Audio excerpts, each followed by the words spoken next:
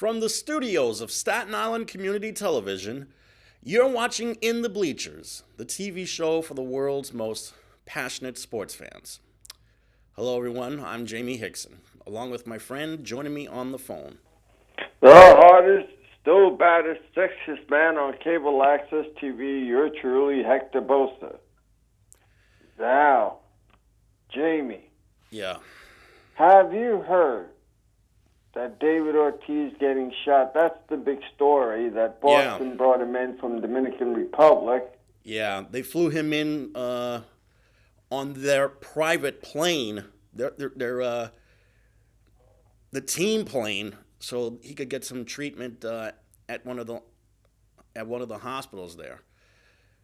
Before we continue this, I want to send many thoughts and prayers over to the man known as Big Papi, because speaking as someone who loves baseball, not just the Yankees and the Mets, but someone who loves baseball, I've seen this guy represent the game so well, both while he was active and even in retirement. He has been one of the few great things about this sport. He is well respected. He's well liked. There was a time when he was one of the most feared hitters in the game. And it just infuriated me to no end to see him get one big hit after another against the Yankees, whether he played for the Red Sox or even when he was with his original team, the Twins. But now we just want to see David Ortiz, the human being, get better. From what I understand, he was at this nightclub in Santo Domingo, and he wound up getting shot from behind in a burglary attempt. And from what I understand, he was in intensive care when he was in Santo Domingo, but now the Red Sox have made it a point to bring him back to the States so he could get the best of care. Not that he wasn't getting that in Santo Domingo, but it's painfully obvious that the Red Sox really do take care of their own, whether in retirement or not. And he's been getting a whole lot of love from a lot of active players and retired players alike in regards to his condition. From what I understand, he's going to be okay, but this could have been a tragedy of unspeakable proportions. Hector, do you have any thoughts about this whole situation? Well, I thought he was at his house. I thought he was at his house too. And Roberts was going into his house, and he just happened to be in his house, and that's it. They got him. There was a surveillance video that showed him seated at a table. I think it was either at a nightclub or a social club or maybe a restaurant.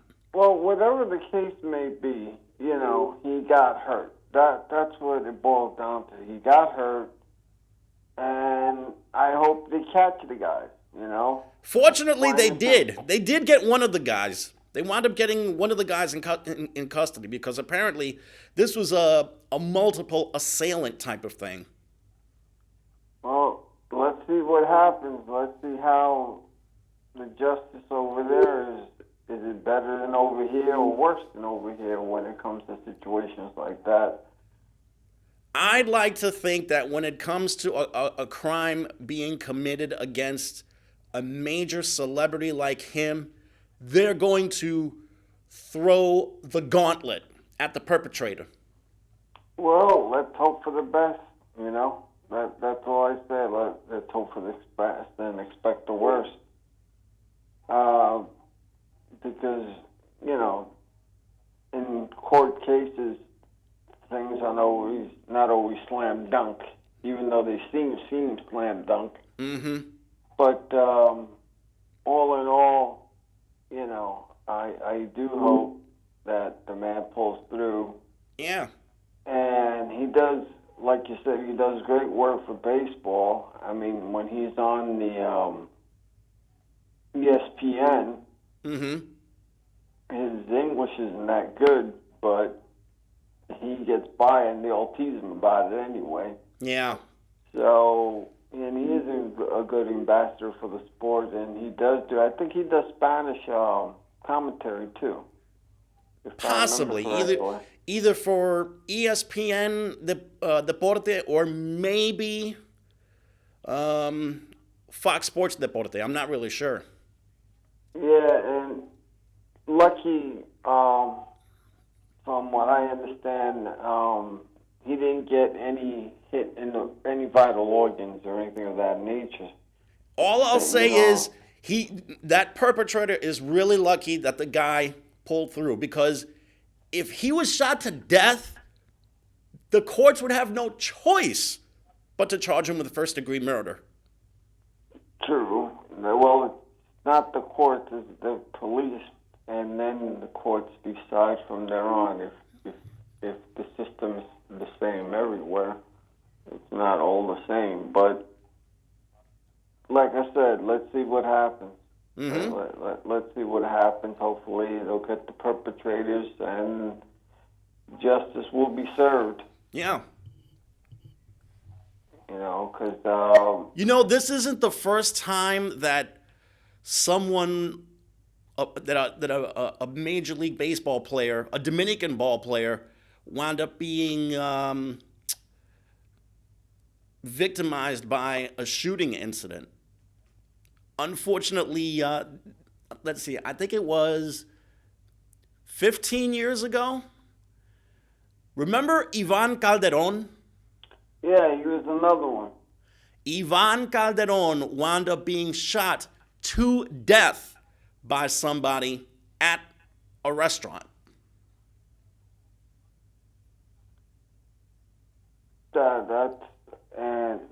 I'm sure there have been many players, not necessarily there, but there have been shootings around the world.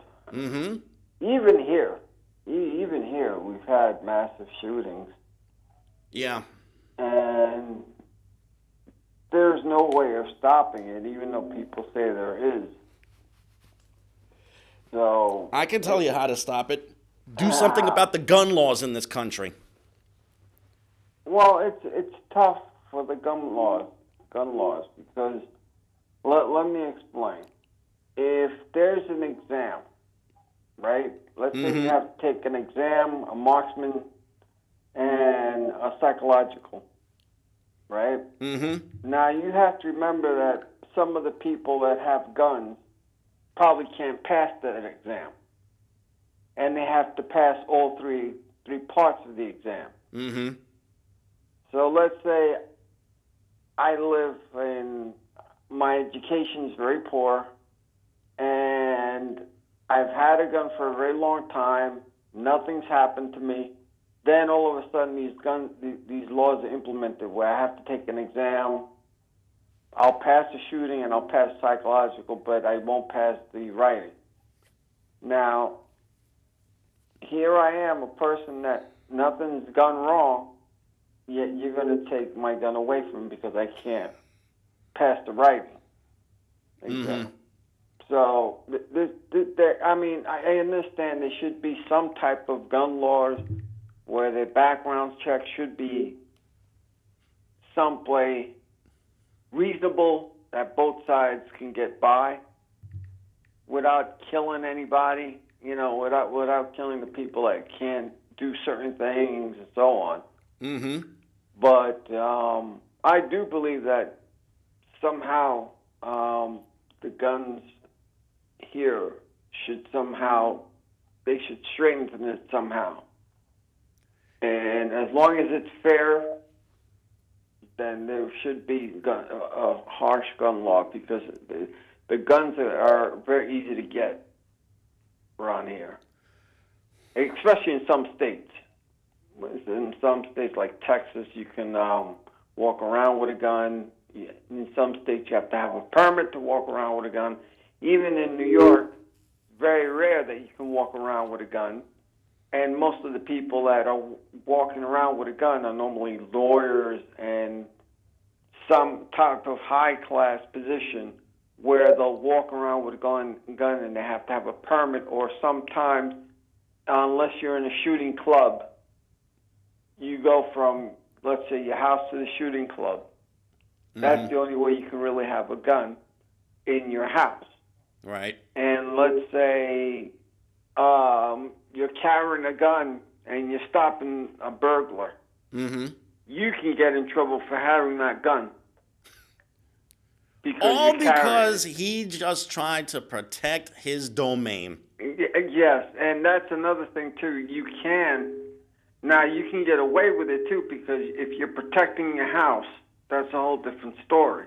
You know, because if somebody comes into your house and, let's say, you beat him with a bat, you're protecting your domain. They can't really touch you on that.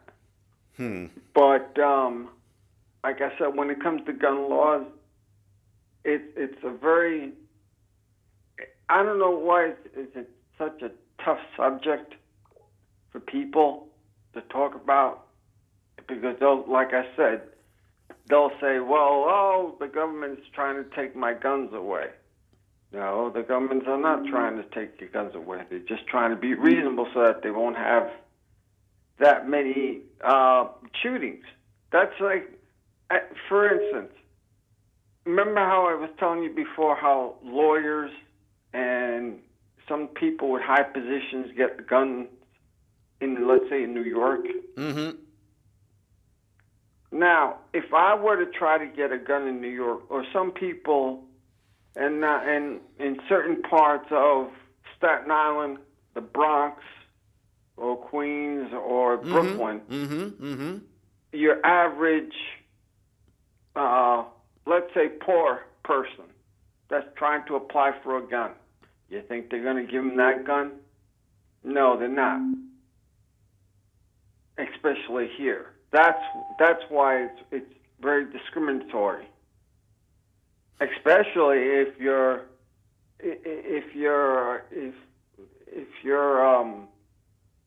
racial, if you're black, Hispanic, whatever, sometimes your skin is your sin, and even then, so that's why it's so damn racial, and in some parts it's racial, in some parts it's mental. Some parts is mental, but I'm just saying when it comes to getting guns, sometimes it's racial, and then in some cases it's not racial. They're buying tanks. People can buy a tank. Well, lately it's been more mental than anything else, because the first thing that I think of is what happened in Parkland, Florida.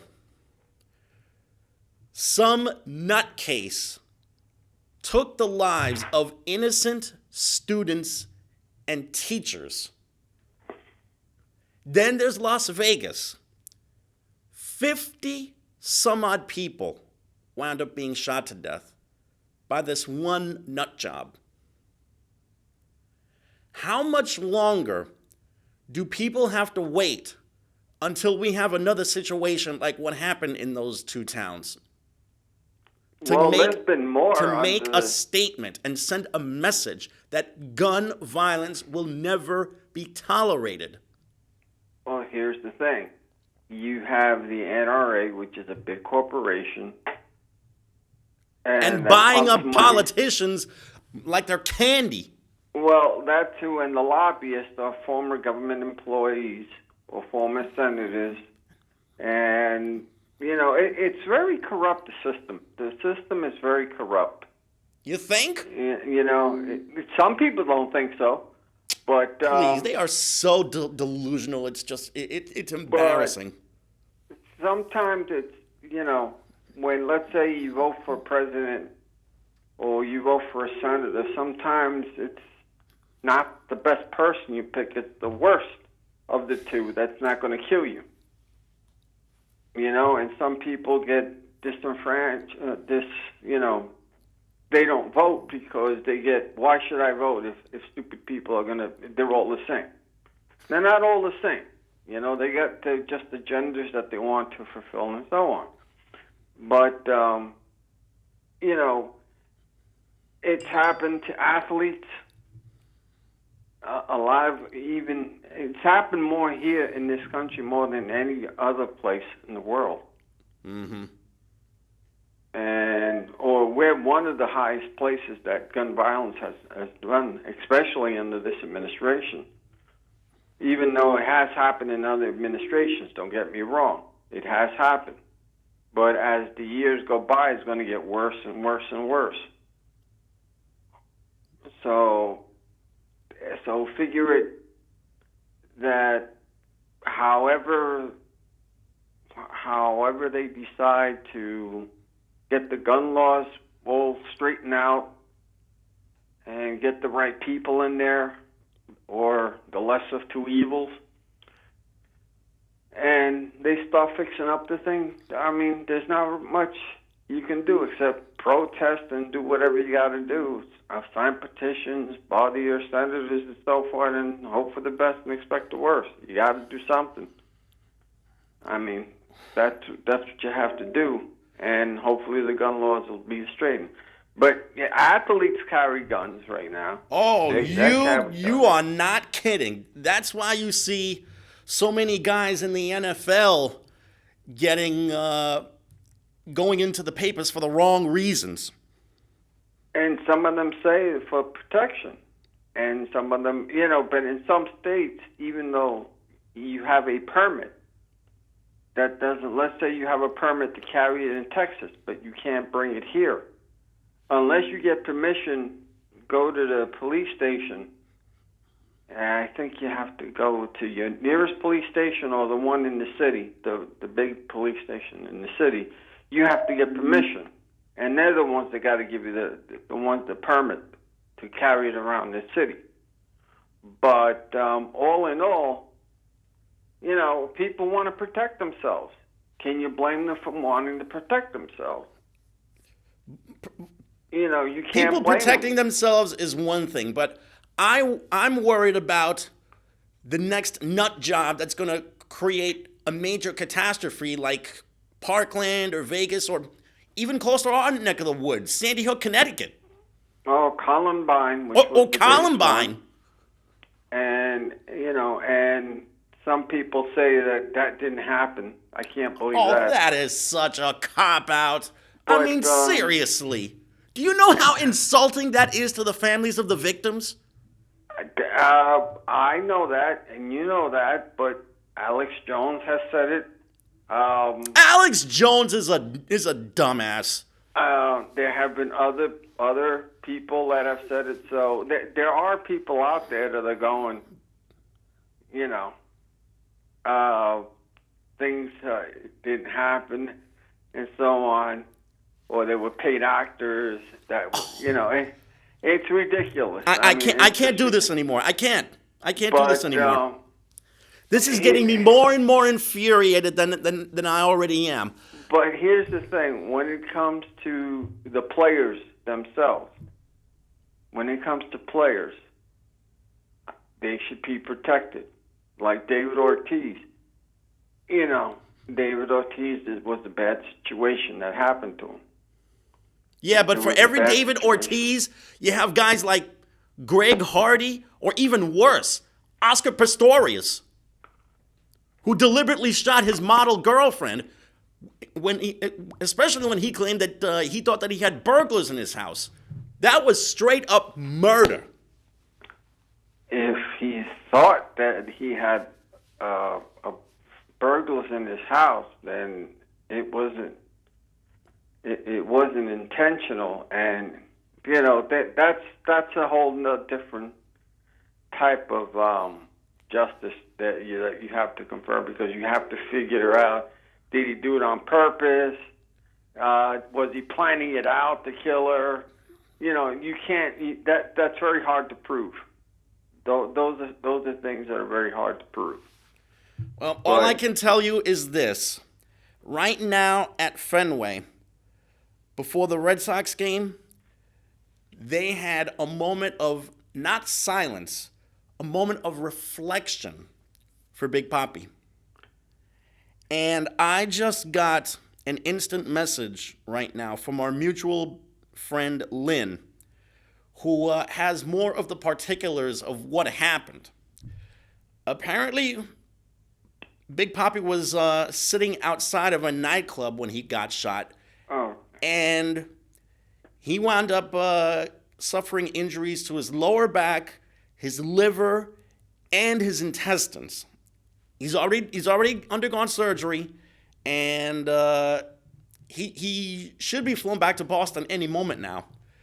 And one of the idiots that wound up being involved in the crime wound up getting caught and beaten to a pulp by ordinary citizens out in the street, and held the idiot until police arrived. Oh, they did a citizen's arrest. Yep. They did more than a citizen's arrest. They did a citizen's beatdown. Yes, in some people's eyes, that was great for them to do. And in some people's eyes, they should just say the policeman should have handled it, and that's it. So you know, there were two knuckleheads involved. One of them is still on the loose. So at least they wound up hammering that other knucklehead. I just hope that they find the two and they get justice the way it's supposed to be properly done. Well, they already caught one of them. They just have to catch the other guy. Let's hope that the guy that they did catch, he'll loosen up his lips and snitch. He does. He's as good as dead. Because they're probably working. Who knows if these guys are not just working together? Maybe they're working for some kind of syndicate. Well, you know how things are in small countries like that. You don't know. You don't know in places like that. Even here, you never know why. You never know why. We have good people and we have bad people everywhere you go, and that's all you can basically say. Whether it's lawyers, cops, firemen, your cook, there's good people out there and there's bad people out there. You just hope that you don't face anybody bad. Yeah. That's the most diplomatic way of saying things. You just hope that you don't get stopped by a bad cop and you get stopped by a good cop. Because, there's a lot to go into, but at this point in time, right now, it's about Big Papi and his good health. He'll, as long as he pulls through and he comes out fine, and he'll be fine. He'll catch the guys, hopefully, and they'll catch the guy, and justice will be done in some shape or form. Yeah. And that's what it basically comes down to, Mm-hmm. And let's see what happens. Let's see what happens, because you never know. Mm-hmm. But moving on, because this is, you can go talking about this all day about bad people and so on. Yeah, we're supposed to be talking about happy things, not depressing things like this. Well, it's been happening for those people that follow politics. It hasn't been the greatest of ease, Some people think our president's doing great, and the senators are doing great, and Congress is doing great, and some people say that he's not doing all that. So, I'm sure everybody's done certain things the right way, and some things the other way, the wrong way. So It all depends, how you look at things. Yeah. But all in all, there have been the Yankees. Yeah, Have unfortunately. they been doing the right things as well? Now they look tired. They've definitely been slumping this last week, dropping 2 out of 3 to the Indians over the weekend, dropping 2 out of 3 to the Blue Jays the series before that. They were supposed to play the Mets tonight, but that's been rained out until tomorrow, so they're going to have a split doubleheader in the Subway Series tomorrow. But to answer your question, yeah, they've looked a little bit vulnerable lately. Part of it is the bullpen letting their guard down. The other part of it is a couple of guys getting into mini slumps. The other part is the starting pitching. Well, Just when we thought that they could not have any more injuries than they already have, now Domingo Germán has been placed on the disabled list because of his shoulder. well, here's the deal. Remember last week we talked about how Boston was red hot last year, that they can do no wrong, Yeah. and the Yankees were going down the same path. But I said that under normal circumstances, they'll start getting into slumps. People will starting to get hurt, or I didn't say this one, that they'll get tired, or they'll just have that bad luck. The ball goes the wrong way, Yeah. and so on. Or the ball gets dropped or goes through the legs of Didi Gregorius, like in yesterday's game, which almost cost them. Or hits a rock. Or a pebble and takes or a really bad pebble, hop. something. So, it's going to happen. You just hope that their big guns come back sooner than later, because now they're needed. They're needed, but they're needed healthy. That's the thing. And they're needed down in the minor leagues. Get strong down there, and then, because you're not good to anybody if you go 0 for 12 or 0 for 16 up here. Just so that you can say, well, it's major league play down here, and it, minor league, AAA is nothing compared to major leagues. You get your cuts down there as much as you can. You play as much as you can, and hopefully you'll get better, and you'll feel healthier. Because that's the thing. Because right now they need the big guns to come back now. Yeah, they do. The guys that carry you now are starting to go into slumps, like you just said, and they're starting to get tired, and there's more injuries along the way. And Dennis, I think, Keuchel. No, not Keuchel. Dallas Keuchel signed with Atlanta. He just signed with the Atlanta Braves for 1 year. Yeah. Not only did the Braves sign Dallas Keuchel, it seems like they're making one solid move after another every single time. That was a brilliant move that the Braves made, getting this guy for this year. But here's the thing. Remember what I told you about why wouldn't you want to play for the Yankees? Why would you not want to play for the Yankees? Yeah. It's for a couple of reasons. Number one, you don't want to deal with the media or the fans. You don't like the city at all. Okay. There's too much traffic on the streets. The taxes are astronomical. Okay. Other than that, I can't find one single reason why any player would not want to play for the Yankees, other than the Yankees did not offer enough money. Now, do you think? I'm sure they offered him money. I'm sure they offered him enough money. But do you think that he wanted to play for the Yankees? He could have, because he couldn't handle. He can't handle the media, because Atlanta is another big town in baseball. It's not New York. Yeah, but you know what? Atlanta is a totally different animal from New York. Atlanta has some of the most blasé fan base in the country. It's gotten to the point where sometimes you even wonder whether the fans even care about baseball or football or basketball. They never cared about hockey. And the media in Atlanta is rather tame when it comes to New York, Chicago, and L.A. Imagine if he didn't come to New York because he didn't want to shave off his beard.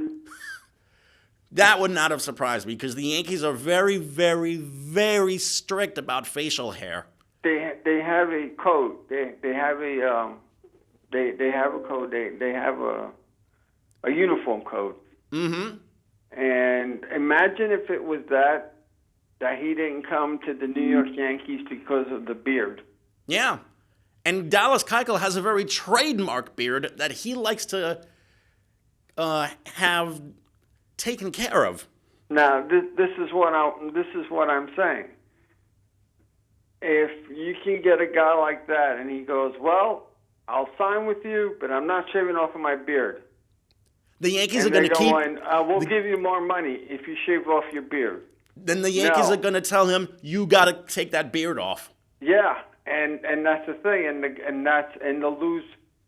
Sometimes they'll lose people that way too, because they don't want to lose their identity. You know, they don't want to lose their identity. So, could that have been the major factor in all? The beard itself? That could have been part of it. People want to overlook things, but the Yankees have had a very strict facial hair policy for years, ever since, basically going back to way back in the day. And some of the people that challenged, probably the one person that challenged that facial hair policy was Don Mattingly. Yeah, and all he had was his mustache, but there was the problem of his long hair. Yeah, it was too long, and the goatee. The mustache, you can have a mustache, but it has to be trimmed and so on. Mm-hmm. And it can't go below the mouth. Yeah, and I'm not sure about the goatee. I think you could have a goatee. In the off-season. No, even Mattingly played with goatee at some point in the career. But, I don't remember that because I always remember seeing him strictly with his mustache. He had a goatee at some point. He did play with a goatee. They let him get away with that. But it's funny, the dress codes that they have. Everybody's got a dress code. The NBA has a dress code when you do interviews or when you get. This is the one I don't get. When you're going out of the let's say sports, and you have to go directly to the bus, and you have to go back, let's say to the hotel. Let's say you're going to Atlanta, and you just came from New York. Yep. You have to be with a suit and tie or with a jacket and shirt. You have to look neat, presentable. Yeah. Some people go overboard. They have to have a shirt and tie and a jacket. Yeah. So there are some dress codes out there that you can't ignore. You know who's got a soft dress code? The NFL. There was a time when their head coaches always wore suits. Tom Landry would wear the suit and the fedora, but now coaches are wearing polo shirts and jeans and baseball caps. Well, I would rather, if you're down there, you should wear loose stuff like that because it's more comforting. I mean, when you're finished, I think as long as you dress neat and you look presentable, you're fine. But there are some. I mean, look at the poor kid that had to cut his hair, his dreadlocks. Yeah, that was really, really Bush League right there. And it was blatant. I've stopped short of saying blatantly racist, but you got to admit, there was major, major racism involved here. Well, it also, if I remember correctly, the guy that did it, he was a referee that does it professionally, I would assume, and he knew the book better than anybody else and said that a certain type of hair can only be a certain amount of height. Yeah. But this was a different type of school, and he implemented that in a situation where he shouldn't have, I think. Mm-hmm. But he made him cut his hair and so on. I mean, look at some people. I've heard of people having cornrows. They can't have. It's getting ridiculous. Some schools are getting so ridiculous. Oh, you can't go to the prom if you have this. You can't come to school if you have that. Whatever happened to respecting well, a person's individuality? The majority of the people that have certain type of hair are the ones that are being picked on. So it does have to do with racism and so on. You know, one day we may have even a civil war. Who knows? But everywhere you go, it has some type of racism in there, implemented in some shape or form. No matter what you do, no matter where you go. But all in all, you know, you have the Mets. At least the Mets have been playing slightly better this past week. They've won 4 of their last 6 games, all of them at home. Now, let's see what they could do in this Subway Series against the Yankees coming up, and also any future road games, because road games have been the Mets' biggest problem this year. Yeah, but at least they're playing pretty good now. You know, they're hitting. They're getting what they're supposed to do. Thor's come out on top. He's the face that runs the place now. Yeah. You know, and even though they signed him, right? They signed him for a while now. Who are you talking about? Thor. Noah Syndergaard? I think he does have a contract extension, yeah. But I know DeGrom has one. I'm not sure if Thor has one, though. Yeah, that's the thing. And that's the guy they wanted to trade. That would have been a huge mistake in judgment if they made that trade last year. Turns out they wound up keeping both of these guys. And to be honest with you, those guys are their meal ticket to whatever kind of respectability the Mets want to achieve this year and down the road. Well, you know, that's the thing with that that's what's happening, you know. And, I wanted to tell you, you know, the Bruins.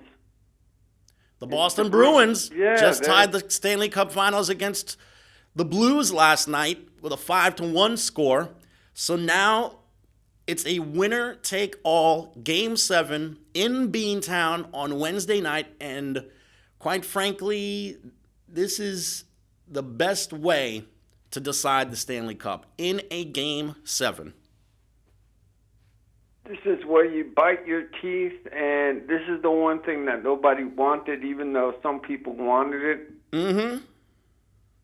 You just hope that your team doesn't lose. Yeah.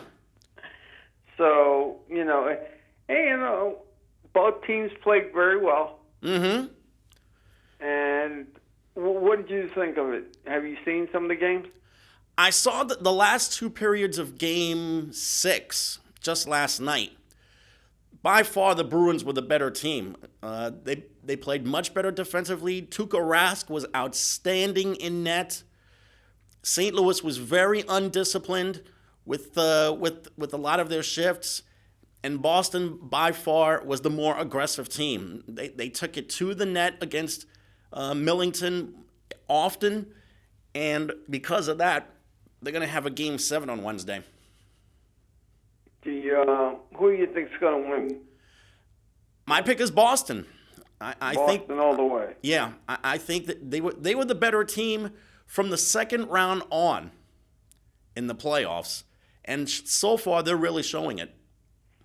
Ed, did you know that the Women's World Cup is playing now? Is underway too? Yep, the Women's World Cup is taking place in France.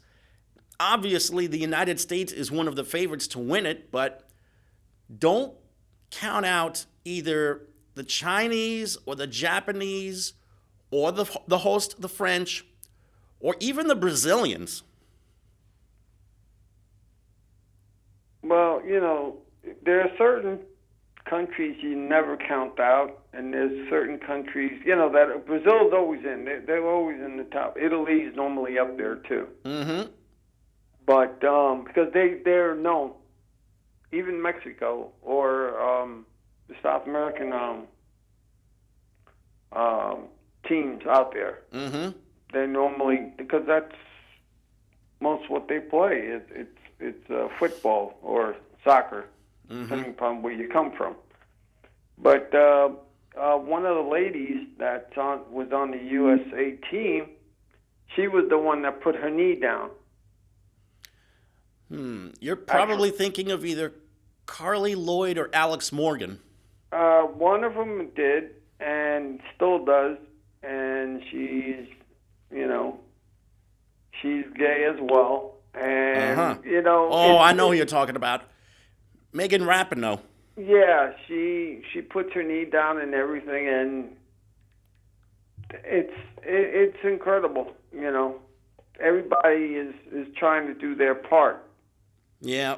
To say that everybody is getting discriminated upon and so on. For the record, Team USA starts play tomorrow. They're playing in Group F, and they're going up against Thailand. Cool. As far as who else is in the Americans group, for the record, it's Sweden, which might be one of the toughest teams in the tournament. It's Sweden, Chile, and Thailand that make up Group F with the United States. Canada is in the tournament as well. And they've already won their first round game, having played Cameroon and beating them by a score of 1-0. Canada, the Netherlands, New Zealand, and Cameroon make up Group E. Then you have Group D, which is England, Argentina, Japan, and Scotland. Then there's Group C, which has Brazil, Italy, Australia, and Jamaica. Then you have Group B, which is Spain, Germany, China, and South Africa. Then there's Group A, which has the French, Norway, Nigeria, and South Korea. And the French have already won their first round game as they wound up winning 4-0 over South Korea. And Norway beat Nigeria 3-0. And Kyrie Lloyd's, I think, retiring or leaving the World Cup circuit soon. She's been at it for 16 years. She's 36 years old. Yeah. And, it's probably time for her to leave. Quite possibly. If she, it all depends how she feels. Also, who's retiring, and not in soccer, but in basketball, is Tony Parker. Yes, Tony Parker is officially calling it a career after 18 years. And man, did he have a hell of a career. He played with some great, he played with a great coach. Mm-hmm. And he did have a hell of a career. Mm-hmm.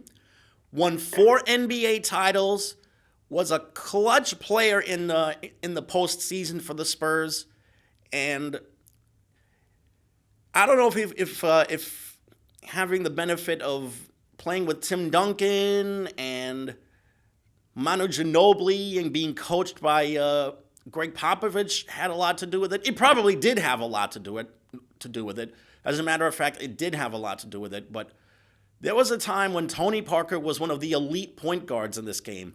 A great creator of shots, great on the open court, fantastic teammate, great chemistry with Manu Ginobili in the backcourt.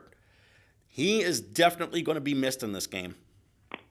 And the biggest news right now is the Raptors beating the Golden State Warriors.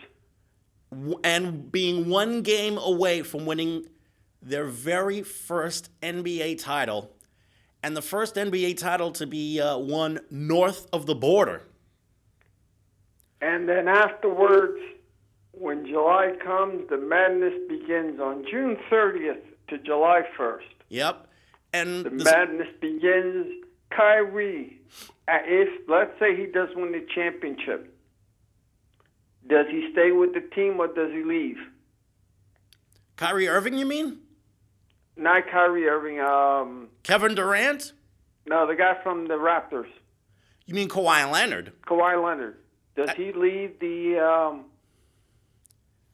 Does he leave the Raptors to go back home to Los Angeles? Well, from what I understand, he's going back home to L.A. to either play for the Clippers or the Lakers. Probably the Clippers.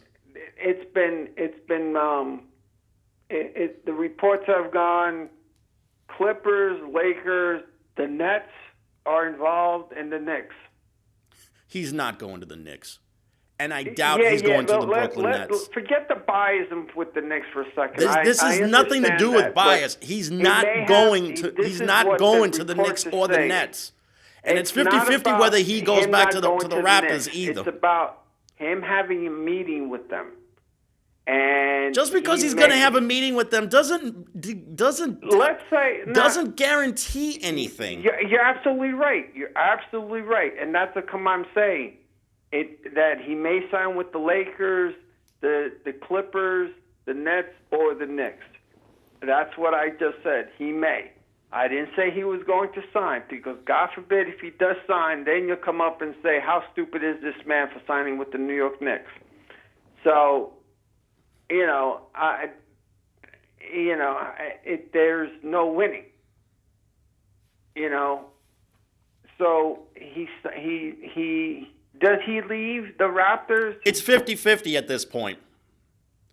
If he wins a title with the Raptors, it's a 50-50 chance that he returns. Does KD leave? From what I understand, if he loses out on a title, then he might return to Oakland or in this case San Francisco, because they're going to be going to San Francisco to play their home games next year, at least for one more year. But if the Warriors do the impossible and come from 3-1 down to win a championship, then Durant leaves, which I think would be foolish on his part. Kevin Durant has also been penciled in to go to the Clippers, the Nets, and the Knicks. He's also been penciled into. Those are the reports. Wow. Everywhere you notice that the Clippers, it's been the Clippers, it's the Nets now, and the Knicks. Because now the Nets can actually can sign two max players now. Yeah, especially after they made the Allen Crabbe trade with the Hawks to get Tayshaun Prince. Yeah, to get a really good player in Tayshaun Prince.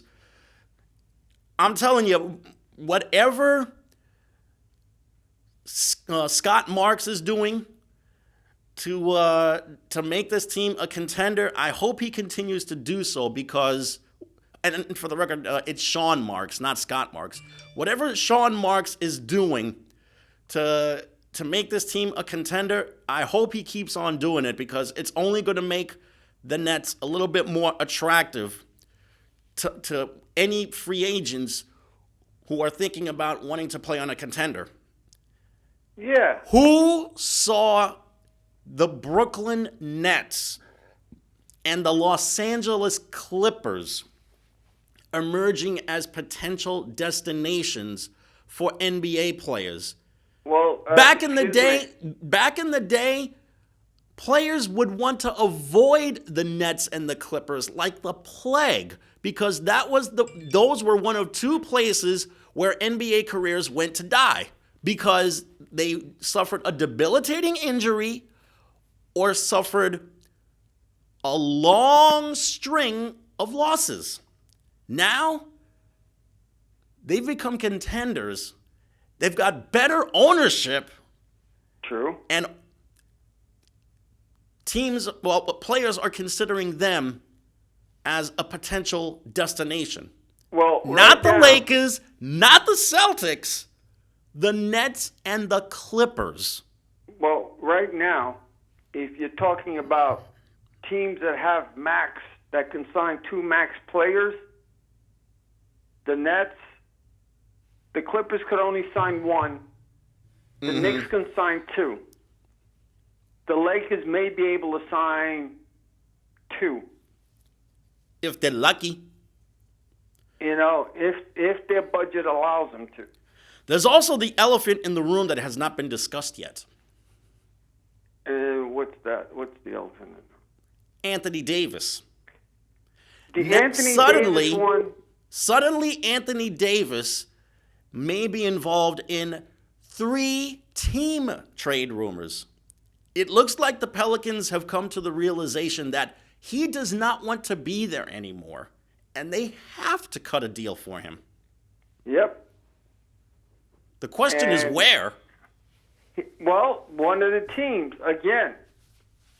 It's either the Lakers or the Knicks, from what I understand. Exactly, and the Lakers and the Knicks. Now, what did I say before? If they are forced to, if he really wants to leave the team, then the Pelicans, the Pelicans are forced to they're not forced to trade him. They don't have to trade him because he's still got 1 year on his contract. Mm-hmm. But and he's got to do his job whether he likes it or not. But he's not going to sign a contract extension with them. But he signed for 1 more year. Yep.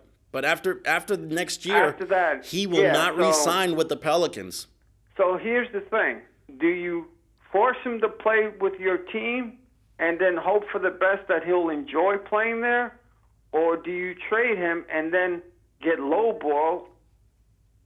Or the thing is, or do you let him play out the year, for? He becomes an unrestricted free agent, and the Pelicans get nothing? Right. Or when he does go, let's say he goes to the Knicks, which then if he does go to the Knicks, that makes the Knicks more... It makes them interesting. Let's put it that way. Makes them more interesting for other... But I'll tell you, he's going to come. The Pelicans are going to want a lot of players I said before, and draft picks. Like I said before, if he does go to the Knicks, they want Frank Ntilikina, Dennis Smith Jr. Now these are things that have been projected. That they want Frank Ntilikina, Dennis Smith Jr., Kevin Knox, the number 3 draft choice, and perhaps Mitchell Robertson. That's really, really asking for a lot there. That is asking so much for a guy who's never even played 80 games in a season. Damian Dotson and Alonzo Trier, or Trier. I forgot his first name. That's almost half the roster. Yep. Which means the Knicks, they're going to have to scrap. Have no bench. They're not going to have a bench. They may not even have a starting 5. Exactly. So, which means the Knicks are going to have to scrounge around for some mid-level exception guys or guys that are bargain basement players. The only thing that I can think of is, instead of getting rid of the certain players, because you want to keep Mitchell Robertson. Yeah. You really do want to keep Mitchell Robertson. That kid is probably the most valuable player on that team right now. Not because of contributions to the team, but because of his potential and his upside. He was their best defensive player last year. But you also, if you trade for Anthony Davis, you want him to make a commitment to your team. Now, you know how in baseball, if you get a guy, they'll talk to him and they'll go, okay, well, you have to sign with us. Do they do that in basketball too? Oh yeah, big time. Okay, so that's another thing. Do you when you talk to him, you say to him, okay, we'll trade for you. We know you want to come here. We'll try to get to the players, but here's the thing. You have to sign with us for more than 1 year. That's exactly right. So he's going to have to sign for about at least 4 years. Mm-hmm. Because that's the new game now. Signing for 4 years, and then the third year is an optional year. Yeah, or signing for 1 year, and the second year is an optional year. Yeah, but if the Knicks are smart, they don't do that. They don't sign for that 1 year nonsense. No. Because it would be ridiculous. Just you're giving up half your bench. That's basically a 1 year rental. Guy. Exactly, and you don't do that. And then if you do get him, does it bring KD here? Because Kyrie's been slated to go to the New Jersey Nets. I mean, to the Brooklyn Nets. Apparently, there's mutual feelings between the two sides. He lives in the city. Mm-hmm. So now, what does that mean? It could mean something. It could mean nothing. And supposedly, there were rumors that Kyrie Irving was hanging out with Nets players at some nightclub in the city. So turns out they were at the same nightclub, but they weren't hanging out with each other. But I find it a little interesting that those guys wound up being in the same nightclub at the same time. Just imagine this. Imagine, because, the Knicks do have some good young players. The Knicks do have some good young players, and you're getting, let's say, Barrett to come play for you.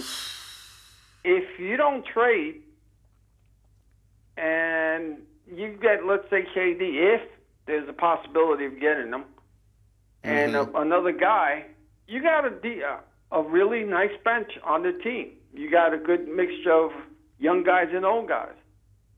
The oldest guy is 30, which would be KD. Yeah, he'll be 31 in September. Exactly. So, but I'm a little worried about him, though, because of his calf injury? Yeah, because of his calf injury. Now that he's on the wrong side of 30, his health might be a little iffy. Wouldn't he fit with the down Knicks the road? Then? Oh, obviously he could fit in anywhere by himself. No, because you know what I say about the Knicks. Give us your poor, your meek, and your weary. Yeah, the Knicks would want a guy that has a calf injury. Yeah, give us your injured, your bloated contracts, and your incompetence. Yeah, exactly. And you have fear of the Knicks because they have to clean up their act a little because of what Dolan's done. Now, Brooklyn Nets seems more presentable because they're actually on the upside. They've got a major upside going with them. They're coming off a playoff year. They've got a million times better ownership than the Knicks do. They have a million times better front office than the Knicks do. The Nets are one of the places for an NBA player to go. Not just a superstar, but a mid-level kind of player. Well, that's the thing. Since you haven't had any problems with the front office with the Nets, that's where you can say that most people would drive to the Nets more than they would drive to the Knicks, because I would be a little scared too. But it's 7:59. That's right. We must bid adieu. I will talk to you later, my friend. Okay. And we'll see each other soon. Thanks so much. And thanks to Kenny Graham on the other side of the glass. For everyone here, I'm Jamie. I'm Hector. Good night, everyone. Night.